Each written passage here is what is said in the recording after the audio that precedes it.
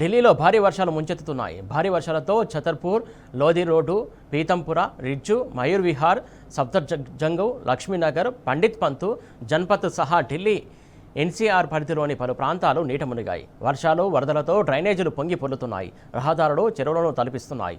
ఎక్కడ చూసినా మోకాల లోతు నీళ్లు కనిపిస్తుండడంతో ప్రయాణికులు చుక్కలు చూస్తున్నారు. ఎక్కడికక్కడ ట్రాఫిక్ నిలిచిపోవడంతో ఇబ్బందులు పడుతున్నారు.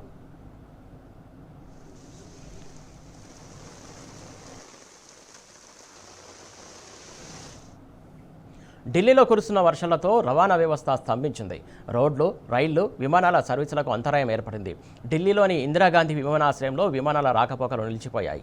ప్రతికూల వాతావరణం విమానాల టేకాఫ్, ల్యాండింగ్కు అనుకూలించట్లేదు. దీంతో ఢిల్లీ విమానాశ్రయానికి వచ్చే వందలాది విమానాలను ఇతర ఎయిర్పోర్ట్స్కు మళ్లిస్తున్నారు అధికారులు.